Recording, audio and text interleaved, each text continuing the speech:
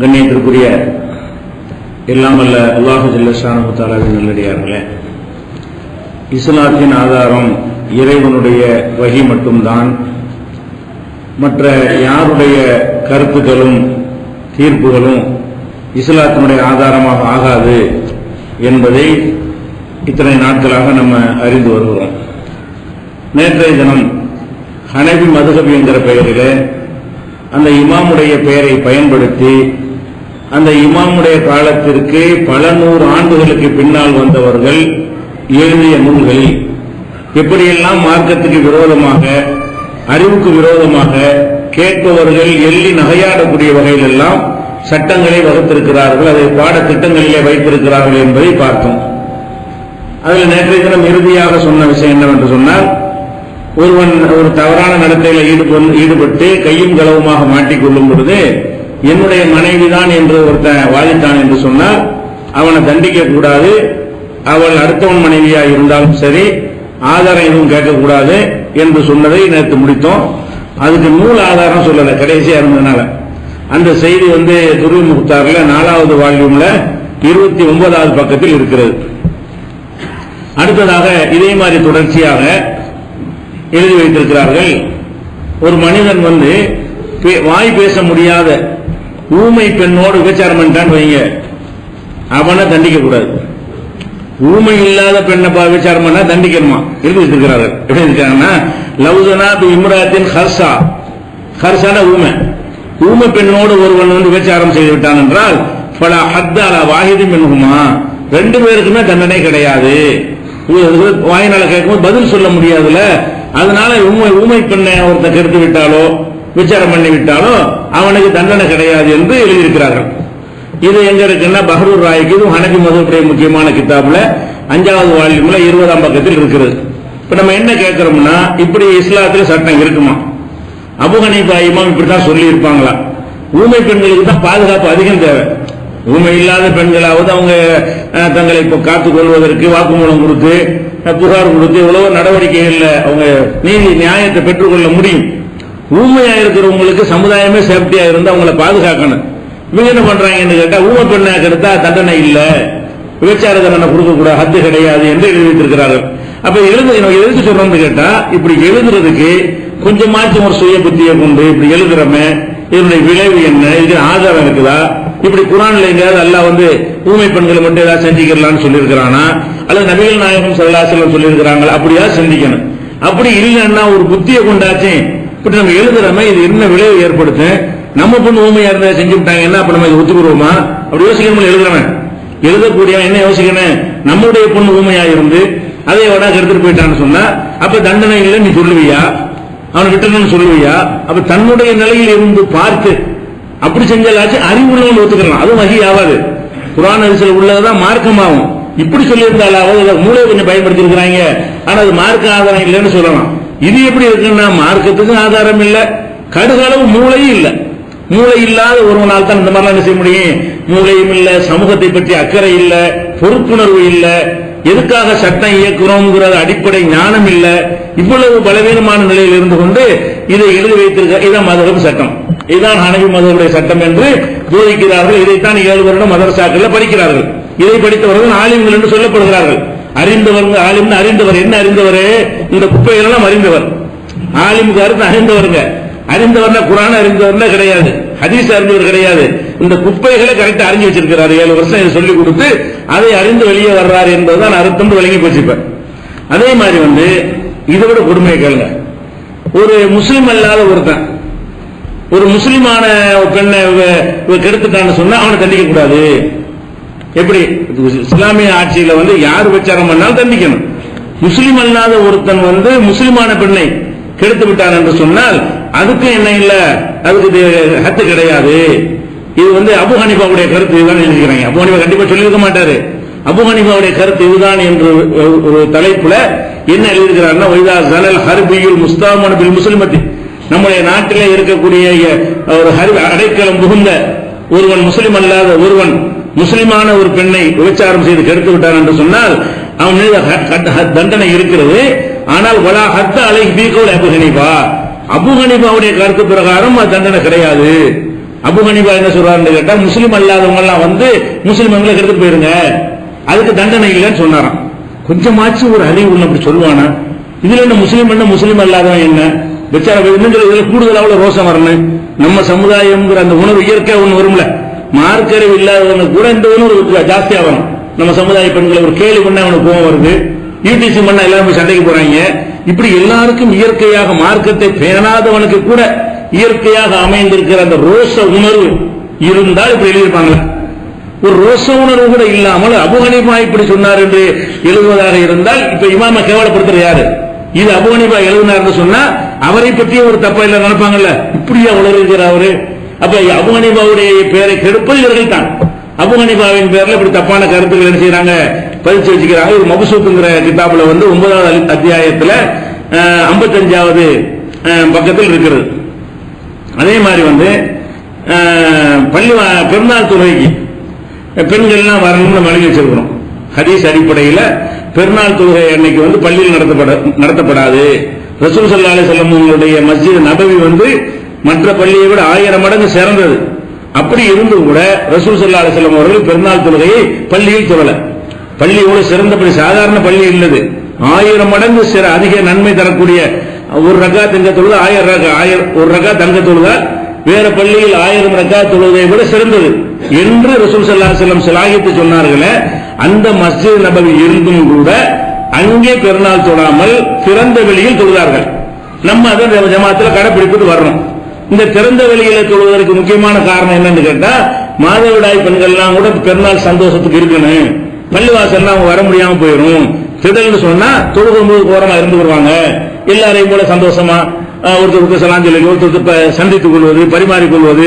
அவங்களுடைய பெண்களுக்கு இயற்கை அவங்களை தங்களுடைய ஆடையை மற்றவங்கள்ட்ட காட்ட விரும்புவாங்க. பெண்கள்கிட்ட சக தோழிகள்கிட்ட என்ன செய்வாங்க, இந்த ட்ரெஸ் எங்க இருக்கு, அந்த இதெல்லாம் இருக்குல்ல, இதெல்லாம் இருக்கட்டும் என்பதற்காகத்தான் ரசூல் ஸல்லல்லாஹு அலைஹி வஸல்லம் செய்யறாங்கன்னு கேட்டா, திடலை கொண்டு வந்து அன்றைய பரக்கத்தை முஸ்லிம்கள் அடைந்து கொள்ளணும், துஆவுல பங்கெடுத்துக் கொள்ளணும். இதெல்லாம் ரசூல் ஸல்லல்லாஹு அலைஹி வஸல்லம் மார்க்கமாக்கிட்டாங்க. இப்ப என்ன செய்யறாங்கன்னு கேட்டா, அபு ஹனீஃபா என்ன செய்யறாருன்னு கேட்டா, அவர் சொல்லிட்டார், இவங்க எழுதி வச்சுக்கிறாங்க. அது என்ன எழுதிருக்கிறாங்கன்னா, கால் அபு ஹனீஃபா ஃபி குரூஜின் நிசாய் ஃபில் ஈதைனி கதுக்கான ஒரு ரஹஸ்பி, பெருநாள் தொழுகைக்காக பெண்கள் வந்து வெளியே சென்று திடலுக்கு போவது அனுமதிக்கப்பட வேண்டும் அப்படின்னு யார் சொல்றா? அபு ஹனீஃபா சொன்னாரு அப்படின்னு அவங்க எழுதிக்கிறாங்க. அபு ஹனீஃபா சொன்னாரு, அம்மல் யௌம, ஆனால் இன்றைக்கு ஃபலா எம்பகை தஹுருஜ, பெண்கள் வெளியே போகவே கூடாது. ஹனபி இமாம் என்ன சொன்னார்னு எழுதிவிட்டு அது அந்த காலத்து சொன்னாரு, இந்த காலத்துக்கு என்ன கிடையாது, நாங்க அனுமதிக்க மாட்டோம் அப்படின்னு ஹனபி மதுஹபா. ஹனபி இமாம் வந்து பெண்களை திடலுக்கு அனுமதிங்கன்னு சொல்றாங்க. உன் பேருக்கு ஹனபி மதுஹப்னு பேரு, அந்த இமாமுடைய பெயரையும் புகழையும் கூட குறை சொல்லிதான் ஆள் பிடிக்கிறீங்க. அப்படி இருக்கக்கூடிய நேரத்தில் அபு ஹனீஃபா இமாம் சொன்னாரு, அதை வந்து தடுக்க கூடாது, அவங்களுக்கு பர்மிஷன் உண்டு, அதை அனுமதிக்க வேண்டும் என்று சொல்லிட்டாராம். இவங்க என்ன செய்யறாங்கன்னா, அம்மல் யௌம, இன்றைய காலத்துல பலா எம்பகை அந்த தஹுருஜ, பெண்கள் வெளியே செல்வது கூடாது. இல்லல் அஜூசத்தல் கபீரா, அஜூசான கிழவி, கிழவிந்தா கூட ஒரு நடுத்தரத்தை கிழவி நினைச்சிட கூடாதுல்ல, பெரிய கிழவி கபீராமா அல்ல, அஜூசத்தல் கபீரா, ஒரு படுகிளையை தவிர ஒரு 75 85 அந்த மாதிரி பொம்பளையில மட்டும் பெருநாள் தொழுகை அனுப்புங்க, மத்தால் அனுப்பக்கூடாது இந்த காலத்திலையும். அப்ப இந்த காலத்துல நீ சட்டம் எழுதுவதில் இருந்த இது வகை இல்லைன்னு வழங்குதா இல்லையா? இந்த காலத்துல யாருக்கு வகை வந்துச்சு? இந்த காலத்தில் இதான் சட்டம் எழுத குர்ஆன்லயும் இல்ல, ஹதீஸ்லயும் இல்ல. ஹதீஸ்ல வந்து அனுமதிங்க என்று சொல்லி இருக்கிறது, கண்டிப்பா என்ன செய்யணும், வரணும் என்று கட்டாய உத்தரவு போடப்பட்டது ஆதாரம் இருக்கிறது. நீ ஏற்றுக்கொண்டிருக்கிற அந்த இமாமை என்ன செய்யறாரு, மதிக்கக்கூடிய அந்த இமாமும் சொல்லி இருக்கிறாரு. இவ்வளவையும் தெரிஞ்சுக்கிட்டு அது அவர் சொன்னா சொல்லிட்டு போறாங்க, இந்த காலத்தில் பர்மிஷன் கிடையாதுங்க, தடுத்துக்கிட்டாங்க இல்ல. இப்ப ஹனபி மதுஹபாக எது இருக்கிறது? இந்த காலத்தில் உள்ள கிறுக்கு பேரு செஞ்ச முடிவு தான் ஹனபி மதுஹப். அபு ஹனீஃபா எடுத்து ஹனபி மதுஹப் அல்ல. அபு ஹனீஃபாவுடைய ஹனபி மதுஹப் பிரகாரம் பெண்களை திடலுக்கு வரணும், அனுமதிக்க வேண்டும், இது அபு ஹனீஃபா சொன்னாரு. அப்ப இவர்கள் என்ன பண்றாங்கன்னா, ஊர் மக்களுடைய கருத்துக்களை பாக்குறாங்க. எல்லாரும் வேணாங்கிறாங்க, விட்டுரு, எல்லாரும் வேணாங்கிறான்ல, அதான் மார்க்க சட்டம். அப்ப எல்லாரும் வேணாட்டி அது மார்க்க சட்டம் இருக்குமே. ஆனால் அப்ப நம்ம இஸ்லாத்துல இருக்கணும், எல்லாரும் கூடி கூட முழுவதும் போயிட்டு இருக்க வேண்டியதானே. அங்கிருந்து ஒரு வழிகாட்டுதல் எதுக்கு எதிர்பார்க்கணும்? அல்லாஹ்ட்ட இருந்து வரணும், ரசூல்ட்ட இருந்து வரணும்னு எதுக்கு எதிர்பார்க்கணும்? அப்ப அதெல்லாம் இல்லைன்னு சொல்வதற்கு தானே இந்த மார்க்கத்தை ரசூலுல்லாஹ் அனுப்புனா. அப்ப எல்லா பேசுக்கையும் உடைச்சு தகர்க்கிற மாதிரி என்ன செய்யறாங்க, பெருநாள் தொழுகையில் இப்படி விளையாடி இருக்கிறார்கள். அதே மாதிரி வந்து இப்ப நம்ம தொழுகிறோம், தொழுகையில வந்து அல்ஹம்து சூரா மற்ற சூறாக்கள்லாம் ஓதுறோம். இந்த ஓதுறது வந்து மொழிபெயர்த்து அப்படிதான் ஓதணும் வேதத்தை. அல்ஹம்துலில்லாஹி ரப்பில் ஆலமீன் பதிலா தக்பீர் கட்டி எல்லா புகழும் அல்லாஹ்வுக்கு அவன் அளவற்ற அருளாளன் ஓத முடியுமா? ஓத முடியாது. தொழுகைக்குள்ள ஓத முடியாது. அது வேற மொழிங்கிறதுக்காக இல்ல, அரபிலேயே வேற வார்த்தையை போட்டு ஓதக்கூடாது. அரபி இல்லைங்கிற வகிதான் நட்டு தொழுகையில அல்லாட்டிருந்து வந்ததை ஓத வேண்டும். இந்த அல்ஹம்துக்கு பதிலா ஹம்துக்கு பதிலா வேற ஈக்குவலான சொல்லுங்களா அரபில அதை போட்டு ஓதலாமா? அரபி இல்லைங்கிற அடிப்படையில் இந்த தீர்ப்பு கிடையாது. வகியை ஓத வேண்டும். ரசூல் ஸல்லல்லாஹு அலைஹி வஸல்லம் செய்றாங்க, ஒரு சந்தர்ப்பத்தில் ஒரு சஹாபிக்கு வந்து ஒரு துவா தூங்கும் போது ஓதுற ஒரு துவாவை வந்து கற்றுக் கொடுக்குறாங்க. இப்ப கற்றுக் கொடுக்கும் போது அதுல என்ன வருதுன்னா, ரசூலுக்கு ஒரு நபிக்கு கல்லதி அரசல் தேன் அதுல வாசகம் வரும்.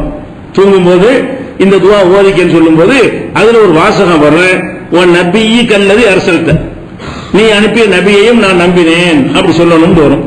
அந்த சஹாபி துவா மனப்பாடம் பண்ணிட்டு ரசூலுல்லாஹ் ஒப்புவிக்கிறார். ஒப்புவிக்கும் என்ன செய்யறாருன்னு கேட்டா, ஒரு நபியை கேட்டாங்களா ரசூலுல்லா, அதை ரசூலுக்கு மாத்திட்டாரு. மனப்பாடம் பண்ணும்போது எல்லா வாசகத்தையும் கரெக்டா சொல்லிட்டு உன் நபியை கல்லதி அரசல்த என்பதற்கு பதிலாக ரசூலி கல்லதி அரசல்த என்று ஒப்புவிக்கிறார். சொல்லுப்பா அந்த துவாவான்னு ரசூலுல்லாஹ் கேட்கறாங்க. மனப்பாடம் பண்ணதை கரெக்டா சொல்லிட்டு வந்து இந்த வார்த்தையை மட்டும் நினைச்சிட்டாரு, நபிக்கு பதிலாக ரசூல் போட்டாரு. ரெண்டு ஒண்ணுதான். உன்னுடைய நபியை நம்பினேன் என்ன, உனக்கு ரசூல் நம்பினேன் என்ன அர்த்தம்? ரெண்டும் ஒண்ணுதானே. யாரெல்லாம் நீ அனுப்பிய நபியை நம்பினேன் அதுவும் ஒரு ரசூலா தான் குறிக்கும். நீ அனுப்பிய ரசூல் நம்ம ஏதாவது வித்தியாசம் இருக்கா? ஒரு வித்தியாசமும் இல்லை. இன்னும் சொல்ல போனா இவர் சொன்னதான் மேட்ச் ஆகுது. அரசல் தான் கருத்து வருது. அரசலவுல இருந்து பிறந்தது ரசூல் தான். ரசூலுக்கு அல்லது அரசல் தான் மேட்சா இருக்குது. ரசூல் மேட்சா கூட அவர் நபிக்கு அல்லது அரசல் தங்கிறது நபிக்கு அரசல் தவுக்கு அந்த எதுகை மோனை வந்து ஒத்து வரல. அப்படி இருந்தும் கூட இவர் சொன்னது கொஞ்சம் நல்லா இருக்கிற மாதிரி தெரிஞ்சா கூட இது சொன்ன ரசூல் என்ன தெரியுமா, லா நபிக்கு அல்லது அரசல் அப்படி சொல்லாத, நான் சொன்ன சொல்லு. நான் வகையில ஒண்ணு சொல்லிட்டு நீ நான் நபிங்கிற நீ ரசூல் மாத்துற, அந்த அடிப்படையில தான் கூடாது. அரபி அவர் அரபிலாம் ஓதுனாரு, அவர் தமிழ்ல மொழிபெயர்த்துல அரபி மேற்று கிடையாது. வகையில என்ன வருதோ அதுக்கு ஒரு பவர் இருக்கிறது, அதுக்கு ஒரு பரக்கத்து இருக்கிறது, அதுக்கு ஒரு சக்தி இருக்கிறது அல்லாஹ்வுடைய கலாமுக்கு. அந்த அடிப்படையில் தான் நம்ம அல்ஹம்துலில்லாஹி ரப்பில் ஆலமீன் ஓதுங்க. அர்ரஹ்மான் வெளியில உட்கார்ந்து மொழிபெயர்த்துக்கிறீங்க, சிந்திச்சுக்கிறீங்க, படிச்சுக்கிறீங்க. தொழுகைக்கு உள்ள இருக்கிறது வந்து அல்லாஹ்வுடைய கலாம் அப்படி ஓதணும். இவங்க என்ன செய்யறாங்கன்னு கேட்டா, ஒருத்தர் என்ன செய்யறாங்கன்னா குர்ஆன்ல உட்கார்ந்துட்டு பார்சியில ஓதுறான் அல்ஹம்து சூராவை. இவர் பார்சிக்காரர், யாரு? அபூ ஹனீஃபா இமாம். மற்ற 3 இமாம்கள் அரபியர்கள். அபூ ஹனீஃபா இமாம் யாரு? அவர் பார்சி நாட்டை சேர்ந்தவர், தாய்மொழி வந்து பாரசீக மொழி அவருக்கு. அவர் சொல்றாரு என்ன செய்யறாருன்னு கேட்டா, அவர் சொன்னாராம், எழுதிக்கிறாங்க அவங்க சட்டம்னு சொல்லி, கராபில் பார்சியத்தி, தொழுகையில பார்சி பாஷையில் ஒருத்தன் ஓதுறான் அல்ஹம்துலில்லாஹி ரப்பில் ஆலமீன். பார்சியில் அர்த்தம் இருக்கும்ல, தமிழ்னு வச்சுக்கிறோமே, எல்லா போல அல்லாஹ்வுக்கு அளவற்ற இப்படி ஓதுறான்னு வைங்க. அப்படி ஓதினால் இது வந்து தொழுகை பசாத் ஆகாது, செல்லும். அல்ஹம்துலில்லாஹ்க்கு பதிலா என்ன செய்யலாமா, பார்சி மொழியில ஓதுறான்னு எல்லா மொழியும் தான் அர்த்தம். அவர் பார்சிக்காரா இருந்ததுனால பார்சின்னு சொல்லியிருப்பாருன்னு வைங்களேன். பார்சி மொழிங்கிறது இன்னொரு அரபி அல்லாத வேற மொழியா போயிடுச்சு. பார்சில ஓதலாம், உருதுல ஓதலாம், இங்கிலீஷ்ல ஓதலாம், எந்த பாஷையில வேணாலும் ஓதலாம். இப்ப தொழுகையில் நின்று கொண்டு அல்லாஹ்வுடைய வேதத்தை அப்படி ஓதணும், ஒரு திக்ர கூட மாத்த ரசூல் அனுமதிக்கல. நபிக்கேங்கிறது ரசூலுக்கேன்னு மாத்துறதுக்கு கடுமையான மறுப்பு தெரிவிச்சிருக்கிறாங்க என்று சொல்லும் பொழுது அல்லாஹ்வுடைய கலாமுல இவங்க என்ன செய்யறாங்க, விளையாடுறாங்க, பார்சில ஓதிக்கிறாங்க. அதாச்சும் பரவாயில்லை, அதுக்கு மொழிபெயர்ப்பு கருத்துன்னு வந்துருது, தப்புதான். அது பின்னாடி சொல்றோட கம்பேர் பண்ண பரவாயில்ல. அடுத்து என்ன செய்யறாங்க, அது தௌராத்தவில் இஞ்சில் அங்க உட்கார்ந்துட்டு ஆதியில பைபிள் இருக்குல்ல தௌராத் இஞ்சில் அதுகளை ஓதுறா உட்கார்ந்து தொழுகையில ஓதுறானால் அப்ப இஞ்சி குர்ஆன் ஓதுறதுக்கு பதிலா பைபிள்ல 4 வருஷம் மனப்பாடம் பண்ணி வச்சுக்கிட்டு அதை ஓதுறான். அப்படி ஓதினால் இன் கிஸ்ஸத்தன் தஃப்ஸுது ஓ இன் திக்ரன்லாம், அதுல பைபிள் தௌராத் இஞ்சில் ரெண்டா பிரிக்கணுமா. அதுல சரித்திர சம்பந்தப்பட்டது வரும்ல, தாவீது அங்க போனான், இவன் செஞ்சான், இவன் அவனை கொன்றான், இது மாதிரி எல்லாம் வரும்ல. இந்த விஷயங்களாக இருந்தால் தொழுகை பாழாயிருமா. அது இல்லாத விஷயங்கள் இருக்கும்ல பைபிள்ல, சரித்திரம் இல்லாம சரித்திரமற்ற செய்திகளை ஒரு பைபிள் தௌராத்தில் உள்ளது ஓதினானே தொழுகையிலங்க. தொழுகையில தக்பீர் கட்டி கொண்டு இருக்கும் பொழுது அதுல இப்படி ஒருவன் ஓதிக்கொண்டானே ஆனால் பசாத் ஆவாது, தொழுகை செல்லும் அர்த்தம். உங்களுக்கு செல்லும் மனசு படுதா? செல்லுமா? இது தௌராத் ஓதுனா செல்லுமா? குர்ஆன் வந்து எல்லாம் மாற்றப்பட்டுருச்சுன்னு அப்படி பேர் விளங்கி வச்சிருக்கிறோம். தௌராத்தும் கிடையாது, ரசூலுல்லாஹ் காலத்துல எல்லாம் மாத்தி மறைச்சுட்டாங்கன்னு நல்லா சொல்லிவிட்டான். அப்படி இருந்தா கூட அதையே நம்ம ஓதணும். நமக்கு தான் வேற நபி வேற வேற வந்துருச்சு, இதைத்தான ஓத ரசூலுல்லாஹ் சொன்னாங்க. எங்கேயா ரசூல் ஸல்லல்லாஹு அலைஹி வஸல்லம் அவர்கள் பாத்தியா சூராக்கு பதிலா தௌராத் இன்ஜில்ல உள்ள ஏதாவது ஒரு சாப்டர் படிச்சுக்கிறீங்க, ஒரு அதிகாரத்தை படிச்சுக்கிறீங்கன்னு சொன்னாங்களா? அனுமதிச்சாங்களா? அப்ப மார்க்க இபாதத்து என்பதை நான் எப்படி தொழுதுன்னு அப்படி தொழுங்கள் ரசூலுல்லாஹ் சொல்லி தொழுது காட்டி மெம்பர் மேடையில இருந்து எல்லாருக்கும் தெரியணுங்கிறதுக்காக வேண்டி ருக்கு சஜ்தாவோட செஞ்சு காட்டி அப்ப தொழுகைக்கு முன்னுதாரணமா இருந்துட்டு போயிருக்கும் பொழுது இவன் என்ன செய்யறான்னு கேட்டா, தொழுகையில இருந்துட்டு பார்சியில ஓதிக்க, தமிழ்ல ஓதிக்க, குர்ஆனை ஓதுறதுக்கு நினைச்சீங்க, தமிழ்ல துவா ஓதுனான்னு கொதிச்சாங்க. இந்த ஜமாத்துல மௌனா தொழுகைக்குள்ள எழுதிக்கிறாங்க. இப்படி தமிழ்ல துவா சலாம் கொடுத்துட்டு ஓதுறோம்ல, தமிழ்ல துவா சொல்றாங்க. குத்துபாவுல தமிழ்ல பயானு, தமிழ் கேட்கறதுக்கு தான் பயான் விளங்குறதுக்கு. குத்துபாவை தமிழ்ல ஓதுனா தமிழ்ல குத்துபாவா இப்படி குத்துபா கொடுத்தாங்க கொதிச்சாங்களே இல்ல எல்லாரும். ஆனா அது குத்துபாங்கிறது வணக்கம் கிடையாது, அது விஷயத்தை சொல்வதற்கே உள்ள மேடாது, அது புரிய வைப்பதற்காக அறிவுரை சொல்வதற்காக உள்ள வேடம்.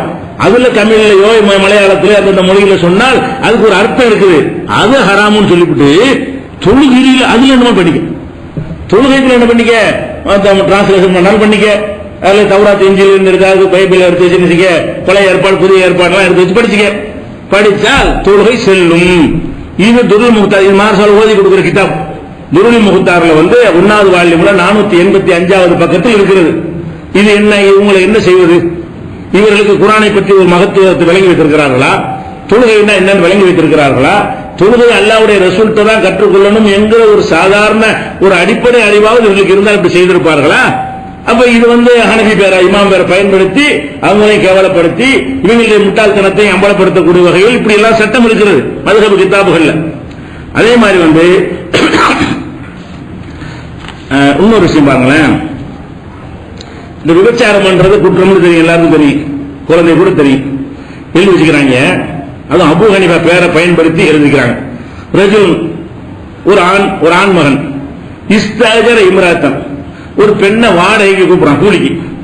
என்ன கூலிக்குன்னு கேட்டால் எசுனியபிகா, விபச்சாரம் செய்யறதுக்கு கூலி பேசி கூட்டிட்டு வரான். ஓசியா இல்லாம என்ன செய்யறான், உனக்கு 100 ரூபாய் தர்றேன் விபச்சாரம் அப்படி இப்படி சொன்னா கிதாபுல இருக்குது.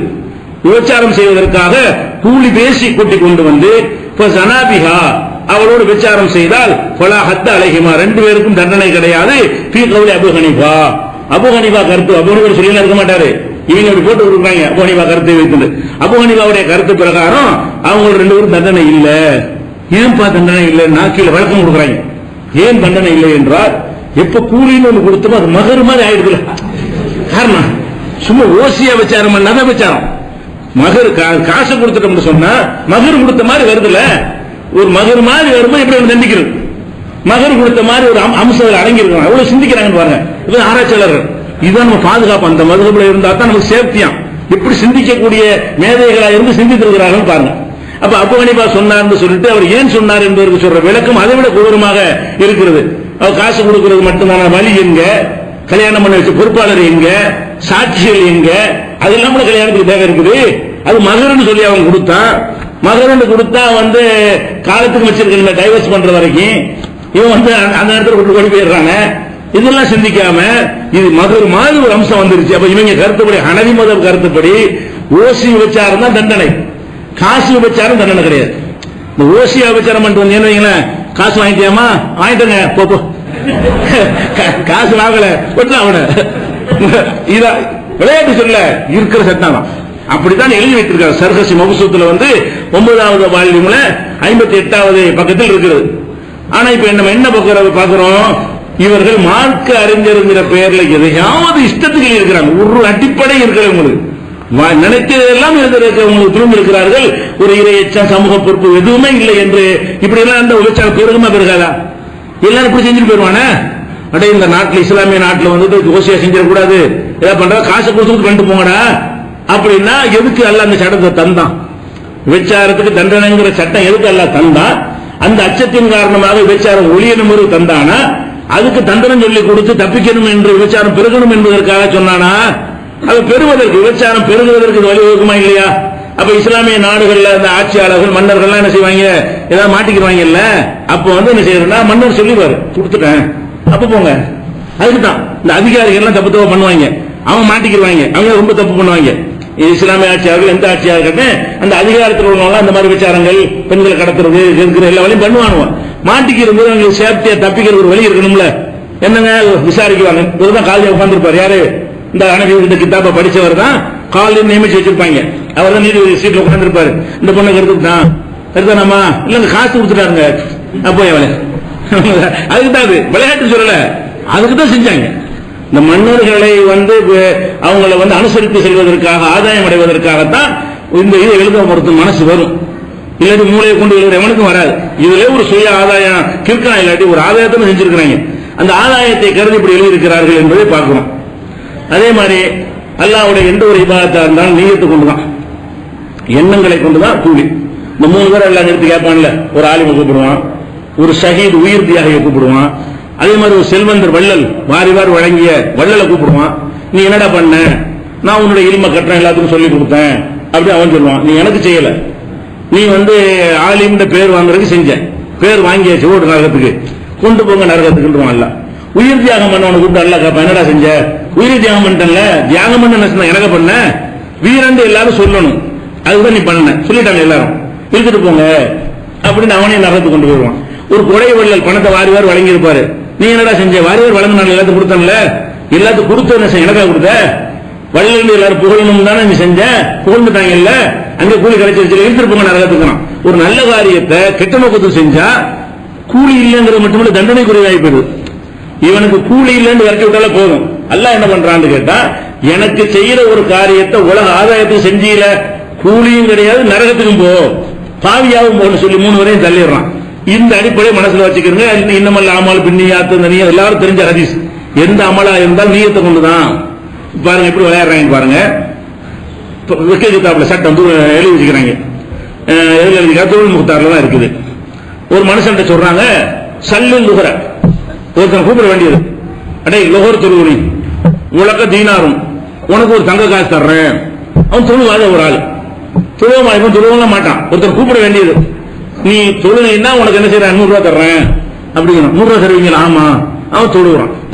தொழுதால் அவனுடைய கடமை நீங்கி விட்டது எழுதிக்கிறாங்க. சல்லில் லுஹர, நீ லுஹர் தொழு உலக தீனாரும், உனக்கு ஒரு தங்க காசு தர்றேன் என்று சொன்ன பிறகு இந்த நீயத்துக்கே தொழுகிறான். 100 ரூபா தருவான், 100 ரூபா தருவான், அது நினைச்சுட்டு என்ன செய்யறான் அப்படி தெரிஞ்சுக்கிறாங்க. இந்த நீயத்தை கொண்டே அவன் தொழுதானேயானால் எவ்வகை அந்த தொழுகை செல்லும். இது செல்லுமா? ஒருத்த மனுஷன் தர்ற 100 ரூபாய்க்காக வேண்டிதான் தொழுகிறான், தொழுவ மாட்டான், காசுக்குத்தான் தொழுகிறான்னு சொல்லி அவன் பேசப்படுறது பேரும்.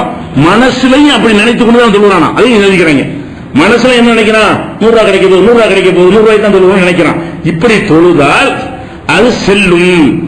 அதுக்கடுத்து என்ன செய்யறாங்க, அவனுக்கு காசு கொடுக்கறேன்னு சொன்னான்ல, அவனுக்கு ஒரு பத்துவா ஒலா எஸ்தேக்கு தீனார, ஆனா காசு கொடுக்கணும் கட்டாயம் கிடையாது, சொல்லிட வேண்டிய தொழுதல் போட வேலையை பார்த்துட்டு ஏமாத்திடலாம் அப்படி தெரிவிச்சுக்கிறாங்க. அப்ப காசு கிடைக்காது, ஆனா என்ன கிடைக்கும்? தொழுகை செல்லும் என்று. அப்ப இது எப்படி செல்லும்? இது தோற்றத்தை பார்த்து முடிவெடுக்கிற மார்க்கமா? இது மனுஷனா? அல்லாஹ் முடிவு எடுக்கிறது. அல்லாஹ் ஃபர்ஸ்ட் பாக்குறது இதுதான் பாக்குறான். வெளியில உள்ள எவ்வளவு நேரம் ருக்கு செஞ்சாரு, எவ்வளவு சைதா பண்ணாரு, எவ்வளவு அழகா அதே பார்ப்பான். அது செகண்ட் பாக்குறது. ஃபர்ஸ்ட் பாக்குறது என்ன? லா எழுது லா சூரிக்கும், அல்லாஹ் உங்கள் தோற்றத்தை கோலத்தை பார்க்க மாட்டான், உங்களை அம்பாலிக்கும், உங்களுடைய செல்வங்களை பார்ப்பதில்லை, உலாக்கின் எங்களுடைய குழுபிக்கும், உள்ளங்களை பார்க்கிறான். அப்ப உள்ளங்களை பார்க்கக்கூடிய அல்லாஹ் என்ன பார்ப்பான்? தொழுவும் போதே இவன் எதுக்கு தொழுகிறான், நமக்காக தொழுகிறானா, வேற நோக்கம் தொழுகிறானா அப்படின்னு சொல்லி இருக்கும் பொழுது இவங்க என்ன செய்ய, ரியா கூட கூடாதுங்க. ரியானா என்ன? அல்லாவுக்காக ஒரு தொழுவாங்க. தொழுவும் போது தொழுது யாராவது வந்தவங்க என்ன செய்வான்டா, கொஞ்சம் கூட்டம் அப்படியே அல்லாவுக்கு தான் தொழுகிறான், அல்லாவுக்கு தான் லேசா என்ன செய்வோம், 4 பேர் வந்தவன 4 பேர் வர்றாங்க, நம்ம நல்லா தொழுகிற மாதிரி காட்டணும் சொல்லி அப்படியே சவுண்டை ஏற்றி ஓடுறது, பெரிய சூடா ஓடுறது, ருக்குலாம் நிறுத்தி செய்யறது, இந்த மாதிரி அப்படி லேசா சேர்த்தான்னு வைங்களேன், இதான் முகஸ்துதி ரியா. இது சிறுக்குன்னு சொல்லுமா இருக்கும். இது ரசூல் ஸல்லல்லாஹு அலைஹி வஸல்லம் சொல்றாங்க, சிறுக்கு ஹபி, சின்ன சிறுக்குங்கறாங்க. அப்ப லேசாக மனிதனுக்கும் அல்லாஹ்வுக்கும் செய்து கொண்டு லேசா அப்படி மனுஷனுக்கு அது கொஞ்சம் தரமா செய்வது. தர்மம் செய்யறோம், ஒரு 1000 ரூபாய் ஒரு ஆள் கொடுக்குறோம், தர்மம் செய்யறோம். அதை கொடுக்கும்போது என்ன செய்யறது, யாரா வந்துட்டான்னு வைங்களேன், வாங்கிட்டு போப்பா பாக்கணுமா, இவனுக்கு கொடுத்தா தெரியும் வாங்கிட்டு வருவான், காது வைக்காம. அல்ல 1000 ரூபாய் கொடுக்கும்போது யாரா வந்துட்டான்னு சொன்னா செய்யணும், நான் இதை கொடுக்குறேன் நீ பாருன்னு சொல்லாம சத்தமோடு பேசுறது, நல்லா வாங்க, கை நீட்டு வாங்க, வலது கையில வாங்க, அது திரும்பி பார்ப்பான். இப்படி செஞ்சா இதுக்கு கூலி கிடைக்காது. அப்ப அரசுடைய நிலையில வரும்போது என்ன செய்யறாங்க, வலது கை கொடுப்பது இடது கைக்கு தெரியாமல் அப்படி கொடுக்க இயலாது, அவ்வளவு மறைவா கொடுக்குன்னு சொல்றாங்க. அப்படி கொடுத்தவனுக்கு அரசுல கிடைக்கும் எல்லாம் இருக்குது. இந்த மார்க்கத்தில் வந்து காசுக்குத்தான் தொழுவுன்னு சொல்லி அவன் காசுக்காகவே தொழுதால் அந்த தொழுகை செல்லும் எழுதுறதுக்கு என்ன எவ்வளவு பெரிய இறைவனை பற்றிய ஒரு அச்சமற்ற தன்மை இருக்கணும். இறையச்சம் கொஞ்சமா இருந்த எழுத மனசு வருமா? அல்லது ஹதீஸ்களை பற்றி ஞானம், இந்த மார்க்கத்தினுடைய பேசிக் என்னது? கல்ப அல்லாஹ் பாப்பாங்கிறதா. இஸ்லாத்தினுடைய அடிப்படை என்னது?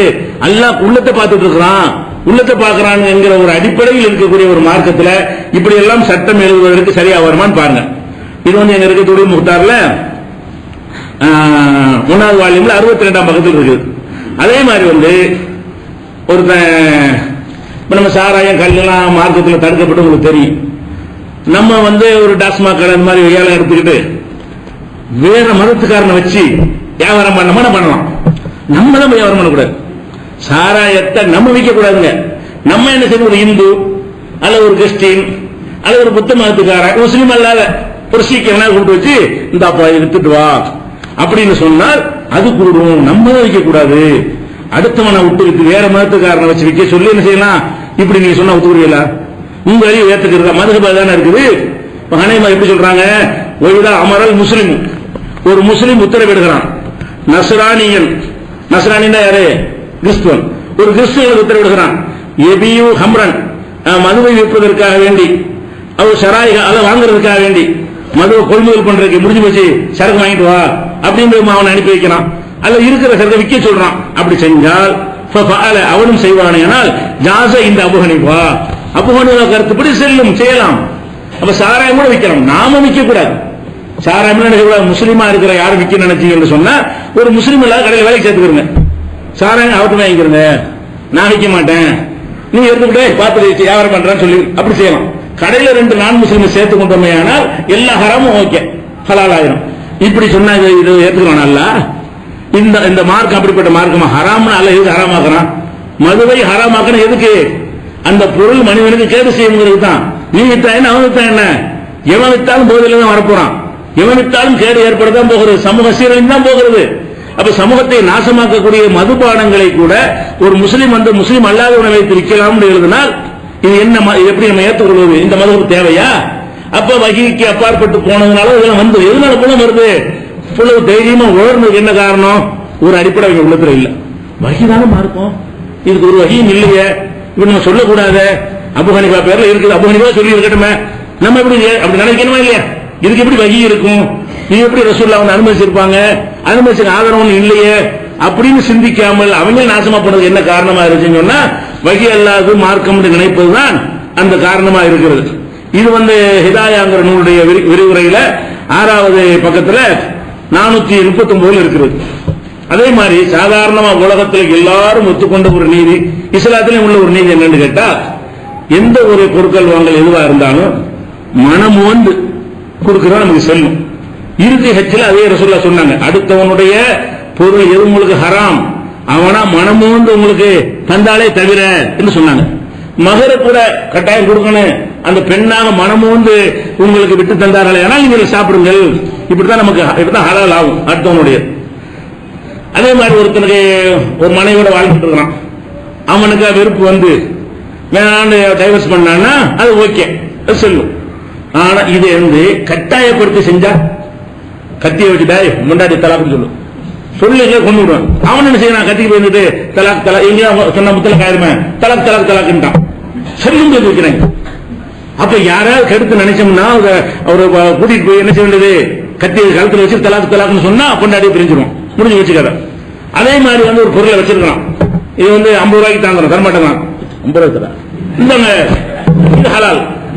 அதாவது கட்டாயப்படுத்தி வந்து செய்யற பொருட்கள் வாங்கல், கட்டாயப்படுத்தி செய்யக்கூடிய நிக்காஹ், கட்டாயப்படுத்தி செய்யக்கூடிய தலாக்கு, இதுகள் எல்லாம் கூடும், இது செல்லும்.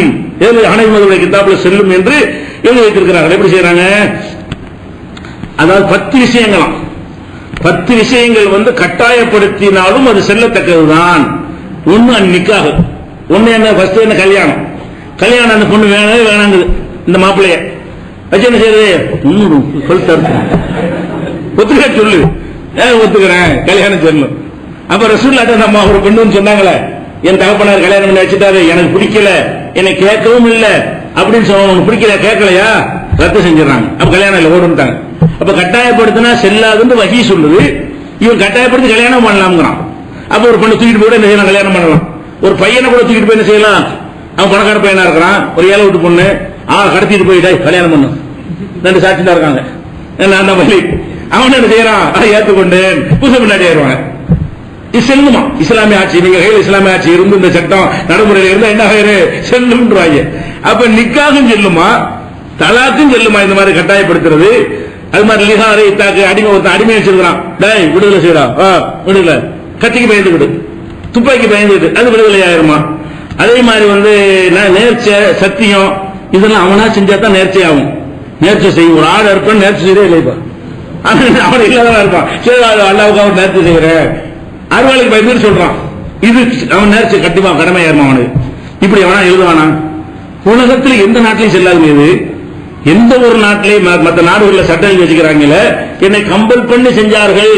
எத்தனை கேஸ்ல 25 வருஷம் ஒருத்தனோட வாழ்ந்துட்டு ஒரு பொம்பளை போய் என்னை கட்டாயப்படுத்தி அதை ஏத்துக்கிறாங்க. 25 வருஷம் கட்டாயப்படுத்த இயலாது. ஒரு பெண்ணு 25 வருஷம் ஒருத்தனோட வாழ்ந்துட்டு என்னை கற்பழிச்சுட்டான் 25 வருஷமாங்கிறான், அதை ஏத்துக்கிட்டாங்க. ஓட்டு 25 வருஷமா நடத்திட்டு இருப்பா, 10 தான் சொல்லணும், அதையும் ஏத்துக்கிறாங்க. கட்டாயப்படுத்தினாங்கிறது ரீசனே இல்ல, அதை ஏத்துக்கிட்டு இவன் கற்பழித்து விட்டாண்டு தண்டிக்கிற உலகத்துல இவன் என்ன பண்றாங்க, கட்டாயப்படுத்தினா எல்லாம் கூடுங்கிறாங்க. அப்ப கட்டாயப்படுத்தி கட்டாய கல்யாணம், கட்டாய தலாக்குன்னா உலகத்துல யாரு என்ன செய்ய முடியும்? பக்கத்துல பெரிய வீடு வச்சுக்கிறாங்க, தேவையா இருக்குது, அது என்ன செய்யறது, 1000 ரூபாய்க்கு தரையா கொண்டு வந்து தரேன்றான், ஏன் சொத்தாயிரும். பக்கத்து வீட்டு சொத்தை சொந்தாக்கலாமா இல்லையா? அப்ப நம்முடைய சொத்தாக்குவதா இருந்தாலும் என்ன செய்ய வேண்டியதில்ல, அவன் மன ஓன்பும் தர வேண்டியதில்லை.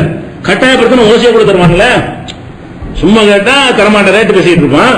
கொலை பண்ணிடுவேன்னா உன்னைய கொண்டுருவோம், பொண்டாட்டியை கொண்டுருவோம், பிள்ளைய கொண்டுருவோம், என்ன செய்வான், இல்லங்க நீ எடுத்துக்கோங்க, இது தாங்க, இது ஹலாலாம். இந்த வியாபாரம் செல்லுமா? இந்த மாதிரி நமக்கு தேவையா? இது குஃப்ருல இருந்திருப்போங்கடா நீங்க, இதுக்கு அது பரவாயில்லை, அவங்க இப்படி சொல்ல காணாம இப்படியான ஒரு மார்க்கத்தில் இருக்கிற அந்த மதுஹப்ல இருக்கிறது பதிலா அதுல குஃப்ருல கூட இதெல்லாம் இல்லையே, அவங்க கூட சொல்ல மாட்டேங்கிறானே. இவ்வளவு கேவலமான முறையில் ஹராமா சம்பாதிக்கிறதுக்கு, ஹராமான முறையில் கொடுக்கல் வாங்கல் ஆக்குவது, ஹராமான முறையில் நிக்காக செய்வதற்கு எப்படி எல்லாம் சட்டம் போட்டு வைத்திருக்கிறார்கள். இதை நம்ம பார்க்கணும், கட்டாயப்படுத்துறது செல்லும்னு சொல்லி. அதே மாதிரி ஓடுற தண்ணியில எந்த சட்டம் கிடையாது. தண்ணி சுத்தமானதெல்லாம் பாக்குறோம்ல, அதெல்லாம் ஒரு செம்பு தண்ணி, ஒரு வாளி தண்ணியா இருந்தா என்ன செய்வோம், ஓடுறத அதுல ஒரு அசிங்கம் இருக்கு, கலர் மாறி போச்சு, வாடை வருதுன்னா அதை தவிர்த்துருவோம். ஓடுற ஆத்துல ஓடுற தண்ணி இல்ல, அதுல ஏதாவது பாக்குறோமா, எல்லாம் குளிச்சுட்டு தான் வரோம். அங்கிட்டு பணத்தை போடுவான், அங்கிட்டு பணத்தை சாம்பலை போடுவான், அதுக்கு மலைகளும் கழிப்பான், அதுலயே கழிப்பான், அதுல கடுவான் ஒருத்தன் என்னென்னமோ குளிப்பான், அதுலயே அதெல்லாம் கடந்து தண்ணி வரும். ஏதோ ஒரு படித்துறையில் அங்க ஏதாவது பண்ணிட்டு இருப்போம், நம்ம நம்மளை கடந்தது வரும், அதுல போய் குளிப்போம், அதுல போய் வாய்ப்பு குளிப்போம், அதுல போய் எல்லாமே செய்யறோம். இது உலகம் பூரா தவறுன்னு எடுத்துக்கொள்வதில்லை, இஸ்லாத்திலும் இல்ல. ஓடுகிற தண்ணீர்ல போய் என்ன செய்யக்கூடாது, இதெல்லாம் பார்க்கணும். நதி மூலம் பார்க்க கூடாங்கிறாங்கல்ல, நதிக்கு மூலம் பாத்தீங்கன்னா எங்கேயோ ஒண்ணுமே யூஸ் பண்ண முடியாது. நதி எங்க இருந்து வந்துச்சு, என்னென்ன கலந்து இருக்குது, அதெல்லாம் பார்க்க கூடாதுன்னு வச்சிருக்காங்க, சட்டம் வச்சிருக்காங்க. இஸ்லாத்துக்கு வைக்கலாம். ஓடுற தண்ணீர்ல என்ன செய்ய மாட்டோம், சட்டம் கூடாது. இவங்க என்ன செய்யறாங்கன்னா அப்படி சொல்லிட்டு விட்ட மக்களுக்கு விளங்கும்ல, ஓடுறதுக்கு விளக்கம் சொல்றாங்க. ஓடுற தண்ணி தான் என்ன, இது எதுக்கே சொன்னது, ஓடுற தண்ணி என்பது ஜாஸ்தியா இருக்கும், புதுசு புதுசா தண்ணி வந்து கொண்டே இருக்கும். ஓடுகிற தண்ணீர் என்று சொன்னாலேயே அந்த பழைய தண்ணி போய்கிட்டே இருக்கும், புதுசாக உற்பத்தியாகி பனிக்கட்டுகள் கரைந்து அது கொட்டிக்கிட்டு இருக்கு. அதனால ஓடுற தண்ணிங்கிறது. ஆறுகள் என்று சொன்னாலே என்னது, பெரிய பெரிய மலைகள்ல பனிப்பாறைகள் அப்படி என்ன செய்யும், உருகி போய் கிடக்கும்.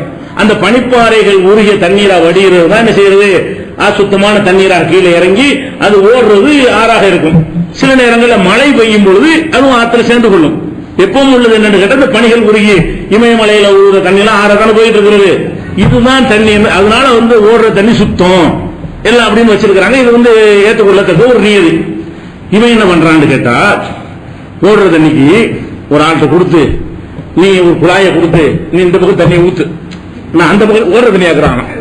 ஒரு குழாயில ஒரு டப்பா தண்ணி தான் எடுத்துக்கிட்டு ஒரு டப்பா தண்ணியை ஓடுற தண்ணி ஆக்கலாமா, எழுதிக்கிறேன். எப்படியா, அந்த சைடுல ஒருத்தர் நண்பரை நிப்பாட்டி வச்சிருந்தோமா, ஒரு செம்பை கொடுத்து, இந்த சைடுல என்ன செய்யணுமா, ஒழு செஞ்சு இந்த பைப்புலயே விடணுமா, ஓடுற தண்ணியா போச்சுல, அந்த தண்ணி எடுத்து அடுத்த ஒழு செய்யலாமா. என்னடான்னு கேட்டா, ஓடுற தண்ணி இத ஓடுற தண்ணி. ஓடுகிற தண்ணீருக்கு எதுக்கு மார்க்கத்தில் சட்டம் சொன்னாங்க? ஓடுகிற தண்ணீர் என்கிற விஷயம் உங்களுக்கு எல்லாருக்கும் புரியுத, அது இவங்களுக்கு புரியலன்னா இவங்க எங்க சொல்றது, எப்படி சிந்திச்சிருப்பாங்க ஒவ்வொரு விஷயத்தையும், ஒவ்வொரு மசாலாவும் எப்படி ஆராய்ச்சி பண்ணிருப்பாங்க. அது மாதிரி ஓடுற தண்ணி என்பதற்கு இப்படி எல்லாம் விளக்கம் கொடுத்திருக்கிறார்கள். துருல் முக்தார்ல 1வது அத்தியாயத்தில் 188 பக்கத்தில் இருக்குது. அதே மாதிரி ஒரு ஆள் நோயாளியா போயிட்டார். நோயாளியா போனா நோய் விசாரிக்க போறது சுன்னத்து இருக்குது. விசாரிக்க போயிட்டு எல்லாம் உங்களுக்கு குணமாக்கணும்னாக அப்படின்னு சொல்லி அவர் டிஸ்டர்ப் இல்லாம இருந்தா தாகும். டாக்டர்கள் யாரும் பார்க்க கூடாது, இன்ஃபெக்ஷன் ஆயிரும், மத்தவங்க பாத்தீங்கன்னா அவங்க நோய் முத்தி போயிருந்தா அப்ப தவிர்த்து கொள்ளணும். சாதாரண ஒரு நிலையை காய்ச்சல் வைத்த வழி இதெல்லாம் இன்ஃபெக்ஷன்லாம் வராது. சாதாரண ஒரு நோயா இருந்தாருன்னு சொன்னா ஒரு ஆபரேஷன் பண்ணியிருந்தாருன்னா பாக்குறது கேட்டு தான் போகணும்.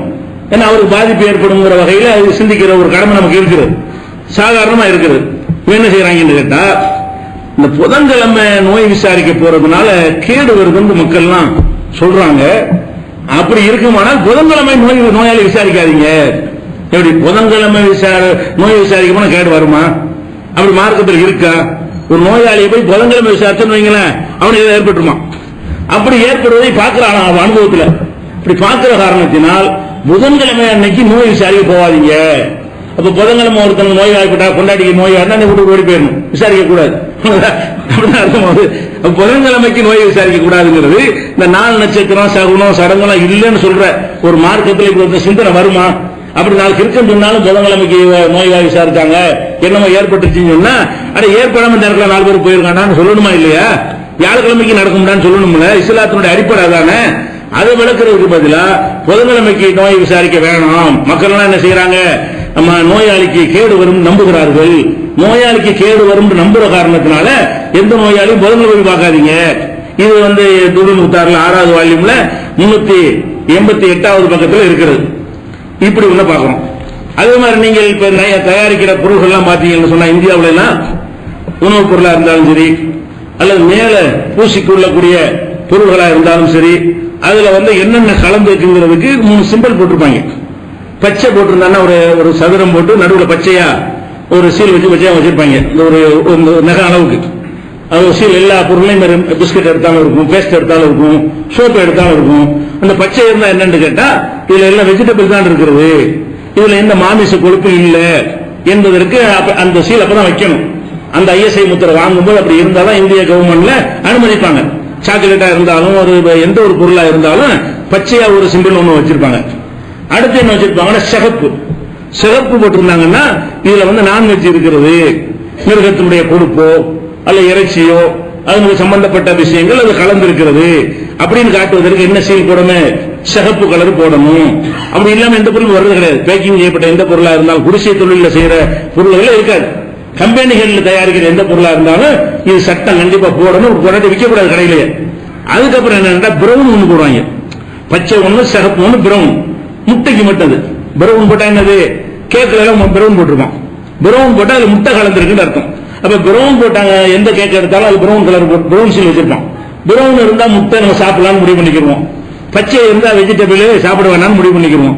ரெட் இருந்துச்சுன்னு சொன்னா இவன் என்ன ஹலாலான பொருளை போட்டானா, ஆட்டையே போட்டா கூட அறுத்து போட்டானா அடிச்சு போட்டானு தெரியாது. அப்ப அதை நம்ம சாப்பிடுறதா இல்லையாங்கிற டவுட் ஆகி போயிருது, ஹலால் நம்ம சொல்ல முடியாது. இப்ப சிறப்பா இருக்கிற தவிர்த்துக்கிறோம்னு வச்சுக்கிறோம்.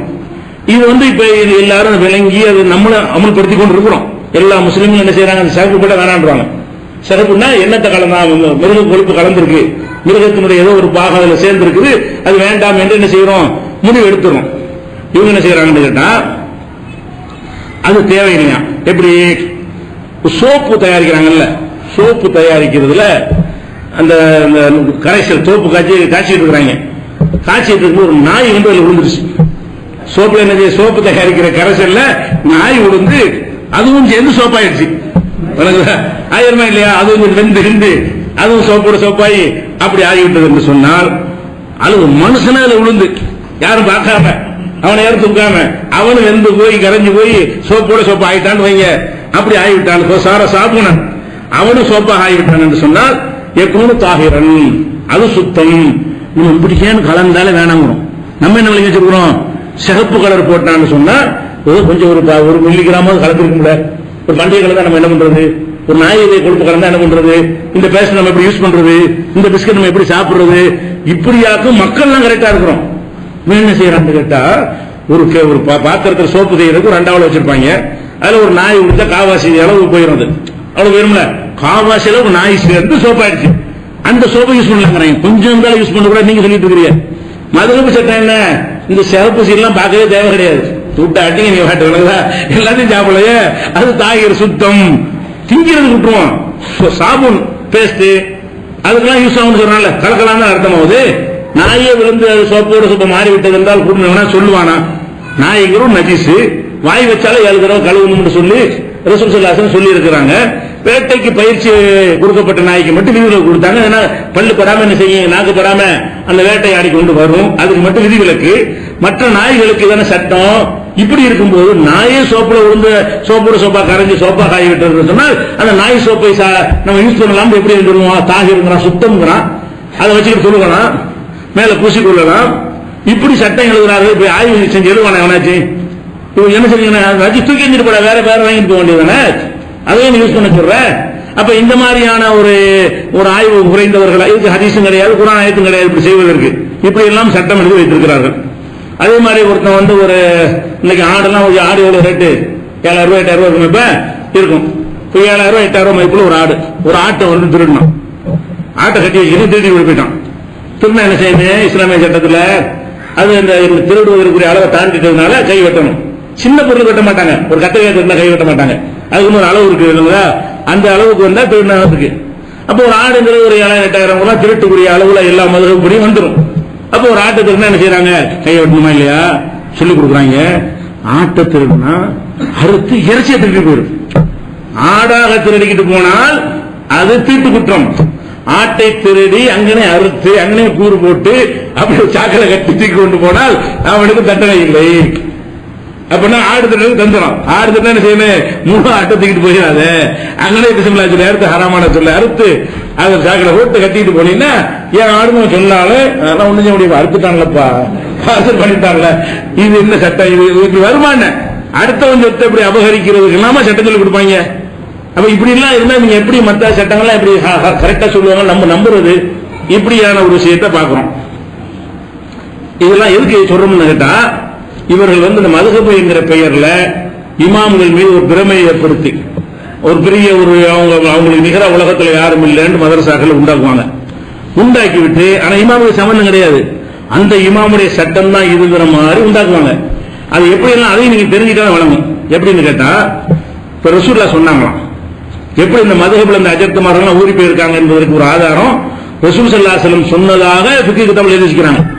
என்ன எழுதியிருக்கிறாங்கன்னா, இன்ன ஆதம இஃப்தஹரபி, ரசூலுல்லாஹ் சொன்னாங்களாம், ஆதம் அலைஹிஸ்ஸலாம் என்னை வைத்து பெருமை அடிக்கிறார், என்னால் அவருக்கு பெருமை. அது உண்மைதானே? ரசூல் ஸல்லல்லாஹு அலைஹி வஸல்லம் சொல்றாங்க, ஆதம் மனுஷவாரு என் சந்தையில் ஒருத்தர் வந்தாரு முகமது, அவர் அகில உலக தூதரா இருந்தாரு, கியாமத் நாள் வரைக்கும் அவருடைய மார்க்கம் இருக்குன்னு பெருமை அடிக்கலாம். ஆனா ரசூலுல்லாஹ் சொல்லல, இத ஒரு கருத்து இருக்குது. என்ன வருது, இன்ன ஆதம இஃப்தஹரபி, ஆதம் என்னை கொண்டு பெருமை அடித்தார், ஆதமை விட நான் மேலான ஒரு ஆளா இருக்கிறதுனால என்னால் அவருக்கு பெருமை சொல்றான். ஆனா வான அப்தகிரு, நான் எதில் பெருமை அடிப்பேன் என்றால், பிரஜுலின் உம்மத்தி, என் உம்மத்தில் ஒரு ஆள் வரப்போகிறார், அவர் இஸ்முஹு நூமான், அவருடைய பெயர் நூமான், குன்யத்து அபு ஹனீஃபா, அவருடைய பட்ட பேர் அபு ஹனீஃபா, ஓ சிராஜ் உம்மத்தி, அவர் தான் என் உம்மத்துக்கு விளக்கு. இப்படி ஒருத்தர் வரப்போகிறார், அவரால் தான் எனக்கு பெருமை. நான் ஒரு சாதாரண ஆளு, இவர் என் உம்மத்தில் இவர் யார் எப்படிப்பட்ட ஆள் தெரியுமா? எப்படி ஆதம் அலைஹிஸ்ஸலாம் என்னை வைத்து பெருமை அடித்துக் கொள்வாரோ, அதை விட நான் யாரை வைத்து எனக்கு பெருமை, இவர் மட்டும் இல்லாட்டி எனக்கு ஒரு பெருமையுமே இல்லை. எனக்கு பெருமை எதை கொண்டு இருக்கிறது என்று சொன்னால், இந்த அபு ஹனீஃபாவை கொண்டுதான் இருக்கிறது எழுதி வச்சுக்கிறாங்க. மதரசால கிதாபுக்கு ஆரம்பிக்கும் போது முன்னுரையில முதல் வால்யூம்ல இதெல்லாம் என்ன செய்யறாங்க, எழுதி வச்சுக்கிறாங்க. இப்படி பெருமை அடிப்பார்கள் சொல்லி 13ஆம் பக்கத்திலே ஸ்டார்டிங்கே வந்துடும் துருல் முக்தார்ல. இப்ப நம்ம என்ன கேட்கிறோம்னா, இது ரசூலுல்லாஹ் சொல்லவே இல்லை, இப்படி ஒரு ஹதீஸே இல்லை, இட்டுக்கட்டப்பட்ட செய்தி, இட்டுக்கட்டப்பட்டதாக ஒரு செய்தியை வைத்துக் கொண்டு இந்த மாதிரி மக்கள் என்ன செய்யறாங்க, ஒரு மாணவர்கள் மத்தியில அபு ஹனீஃபான்னா ரசூலுல்லாஹ் விட பெருசு, ரசூலுல்லாஹ்வுக்கு இவரால் தான் பெருமை என்றால் உள்ளதாளு. இப்ப ஆதம் அலைஹிஸ்ஸலாம் ரசூலுல்லாஹ் சேர்த்தா யார் பெரிய ஆளு? பெரிய ஆள் நபிங்கிறவர்கள் சம்பந்தம் வேறுபடுத்தக்கூடாது. அதிகமான சிறப்புகளை யாரு கொடுத்தாங்க என்று பார்த்தோம்னா ரசூல் ஸல்லல்லாஹு அலைஹி கொடுத்திருக்கிறான் என்பதை பார்க்கணும். அந்த மாதிரியான அடிப்படையில் இவங்க ரசூலுல்லாஹ் விட என்ன அப்படி சிறப்பு வகை வந்துச்சா, என்ன மகாமான் முகமது எழுப்ப போறானா, அல்ல மறுமையில் இவர் சிபாரிசு பண்ண போறாரா, இல்ல ரசூலுல்லாஹ் விட என்ன அப்படி கூடுதலா இருக்குது? அப்ப இவர் யாருன்னு ரசூலுல்லாஹ்க்கு தெரியாது, இவர் வரப்போறதே ரசூலுல்லாஹ்க்கு அறிவிச்சு கொடுக்கப்படவில்லை என்று அவங்களே சொல்லிட்டு போயிருப்பாங்க.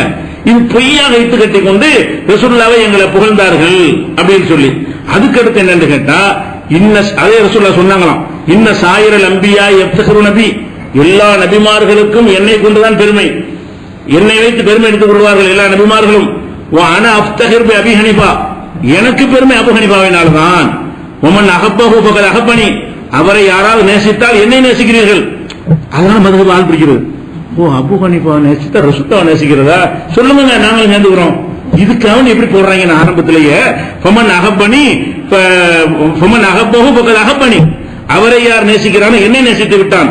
ஒமன் அபுகல்லஹு, யாராவது அவரை வெறுத்தால் ஃபகத் அபுகல்லனி, என்னை வெறுத்து விட்டான் என்று ரசூல் ஸல்லல்லாஹு அலைஹி வஸல்லம் சொன்னார்கள். அபு ஹனீஃபாவை நேசித்தால் என்னை நேசிக்கிறது சமம். இப்படி இதெல்லாம் இந்த முதல் வால்யூம்ல இந்த 13ஆம் பக்கத்தில் எழுதி வைத்திருக்கிறார்கள். அப்ப இப்படி எல்லாம் ஒரு பில்டப் கொடுத்து மாணவர்களா இருக்கக்கூடியவர்கள் என்ன செய்வாங்க, அபு ஹனீஃபாண்ட ஒரு பெரிய தோற்றத்தை உண்டாக்குவாங்க. அந்த மாதிரி ஒரு இதுல நம்ம இருக்கிறோம், அதனால விளங்க மாட்டேங்கிறாங்க.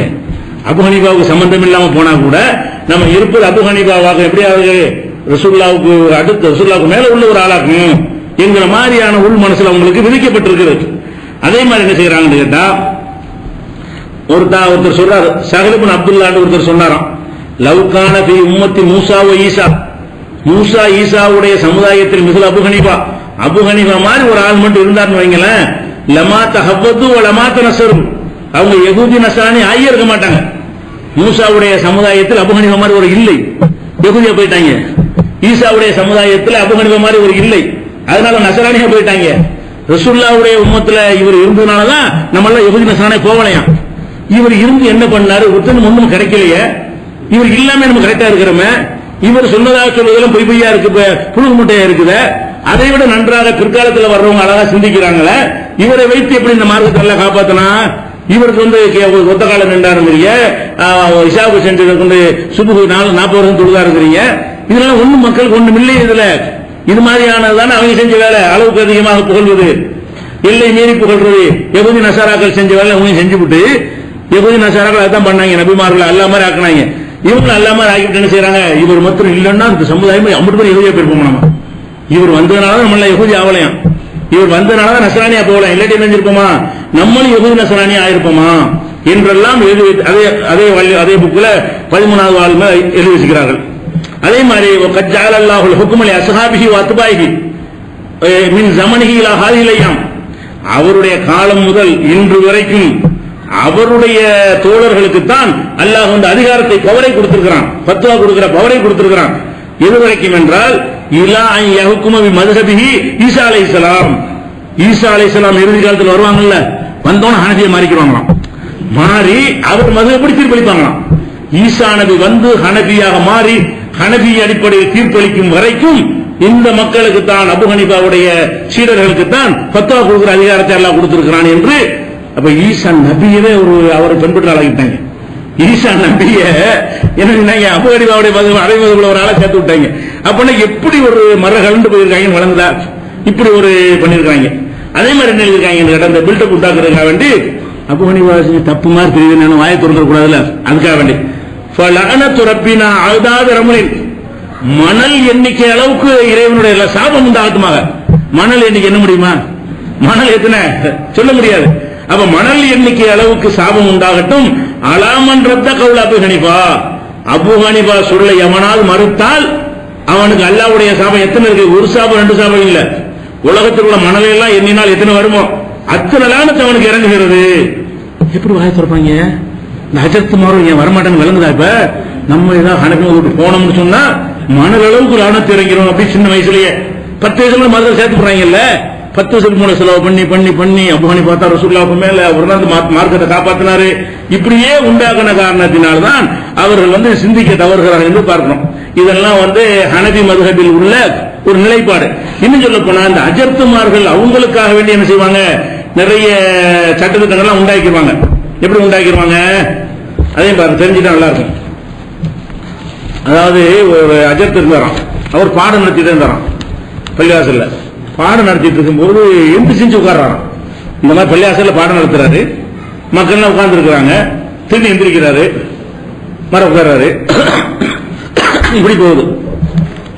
அப்ப என்னடான்னு கேட்கும் போது அவர் சொல்றாராம், அதாவது எங்க உஸ்தாதுடைய மகன் ரோட்ல விளையாடிட்டு இருக்கான், அவன் பந்து அடிச்சுட்டு விளையாண்டுட்டு வரும்போது என் கண் பார்வையில் படுறான். அப்ப உஸ்தாது மகனை பார்க்கும்போது நான் வந்து உட்காந்துக்க முடியுமா? அதனால நான் எந்திரிக்கிறேன். என்னுடைய அந்த உஸ்தாதுடைய பையன் மதரசால படிக்காம சேட்டை பண்றான்னு கண்டிக்கிறதுக்கு பதிலா இவங்க எல்லாம் படிச்சுட்டு இருக்கிறாங்க. அவன் வந்து விளையாண்டு படிக்காம இவர் என்ன செய்யறான்னு கேட்டா எந்த செஞ்சு உட்கார்ந்து என்று சொன்னால் உஸ்தாதுடைய பையன் விளையாடி கொண்டிருக்கிறான். இந்த பள்ளிவாசல் வாசல் வழியா வரும்போது எனக்கு தென்படுகிறது. நான் நின்று கொள்கிறேன். அவன் நமந்து போன உட்கார்ந்துடுறேன். மறுபடியும் நான் நின்று கொள்றேன்னு சொல்லி சொன்னாரா யாரு? ஒரு பெரிய யார் அவர்னா புர்ஹானுதீன்.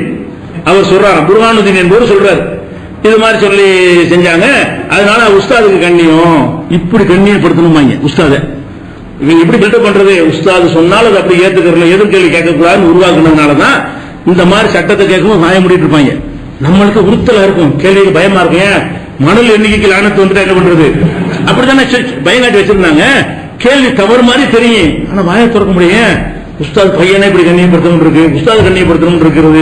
இதெல்லாம் சொல்லி இன்னும் சொல்ல போனா அலி சொன்னார்களாம், ஆனா அப்துமன் அல்லமணி ஹர்பன் வாயிரன், ஒரு எழுத்தை எனக்கு யாராவது கற்றுத்தந்தால் அவனுக்கு நான் அடிமை. அலி சொன்னாராம், இன்ஷா பா அவன் விரும்பினால் வித்தரட்டும், போய் அடிமை சென்றவன் வித்தரட்டும். இன்ஷா இஸ்தரக்க விரும்பினால் அடிமையை வைத்துக் கொள்ளட்டும். அப்ப ஒரு எழுத்தை கற்றுத்தந்தா யார் பாணியெல்லாம் அடிமை நல்லா விளங்க, உனக்கு எவ்வளவு கற்றுத்தர்றேன். அஜத்துமார் சொல்லுவாங்க பாடத்துல, தாலீமுல் முத்தாலிம் கிதாபுக்கு பேரு. இதை படிச்சிருந்தது மாணவர்கள் எப்படி நடக்கணும்னு சொல்லக்கூடிய புஸ்தகம். அந்த புஸ்தகத்துல சொல்லி என்ன செய்யறது? ஒரு எழுத்து படிச்சு தந்தாலும் என்னது அடிமை, நீங்க 50 பேர் எனக்கு அடிமை ஞாபகம் வச்சுக்கிறேன். அஜத் சொல்லுவார், எழுத்து கேட்க கூடாது. நான் நினைச்ச உங்களை வித்து போடலாம், இஸ்லாமிய ஆட்சியில் அதனால விற்க முடியல. இஸ்லாமிய ஆட்சி இருந்தா ஒரு எழுத்து கற்று தந்தா உங்களை வித்து போட வேண்டும். நம்ம என்ன செய்வோம்? நம்ம அடிமையாக பிறந்துட்டோம் அப்படித்தானே வரேன். இயற்கையாக இந்த மாதிரியாக வந்து மன ரீதியாக செய்வாங்க, மாத்திருவாங்க. அதே மாதிரி மல்லிமை எப்படி கண்ணியப்படுத்தணும்னா, அவர் போயிட்டு இருந்தா அவர் முன்னாடி கடந்து அவசர தேவைக்கு போதானே செய்வோம். பாப்பா ஆஸ்பத்திரியில் இருப்பாங்க, அஜத்தை நடந்து போயிட்டு இருப்பாரு, நம்ம டூர்ல வேகமா போதானே செய்வோம், நின்றுணுமா. அவர் போற வரைக்கும் நின்று அவர் பின்னாடியே போய் பாப்பா மூத்தா பண்ணு ஆஸ்பத்திரி பார்க்கணுமா. எப்படி இருக்குது? அல்லா எம்சி அமாமகு, அவருக்கு முன்னால் நடக்கக்கூடாது. ஒலா எதிர்த்து மக்கானகு, அவர் உட்கார்ந்தால் நம்ம உட்கார்ந்துடக்கூடாது. ஒலா எத்தனை பேர் கலாமி, இந்த அவர்கிட்ட நம்ம பேச்ச அவரை கேட்டதான் பதில் சொல்லணும், நம்மளால என்ன செய்யக்கூடாது, அவர்கிட்ட பேசிவிடக்கூடாது. அது மாதிரி எக்ஸோனல் கலாம இந்த அவர்கிட்ட பேச்சை வந்து அதிகமா பேசக்கூடாது. இப்படி எல்லாம் சொல்லி ஒரு பில்டப் கொடுத்து வச்சிருக்காங்க அஜத்துமார்களுக்கு. அந்த ஒரு அடிப்படையில் தான் அப்படி வார்த்தெடுக்கப்பட்டவர்களாகத்தான் அந்த உலமாத்து காபீர் ஊத்தலாம் கொடுக்குறாங்கல்ல, ஒன்னும் வேணும்ல, அப்படி வார்த்தெடுக்கப்பட்டிருக்கிறாங்க, அப்படி மூளை செலவு செய்யப்பட்டிருக்கிறார்கள். அவர் எந்த சிந்தனையும் வேலை செய்யாது. அதன் காரணமாக இது மாதிரி செய்கிறார்கள் என்பதை நீங்கள் புரிந்து கொள்ள வேண்டும். அடுத்து ஷாஃபி மதுஹப் இருக்கிறது, இதெல்லாம் ஹனஃபி தான் பார்த்துக்கிறோம். ஷாஃபி மதுஹப்ல உள்ள கிறுக்குத்தனங்களை நம்ம அவங்களும் இருக்காங்க, 15% இருப்பாங்கல்ல தமிழ்நாட்டில், அதையும் நம்ம வந்து தெளிவுபடுத்த வேண்டியிருக்கு. நாளைக்கு பார்க்கலாம்.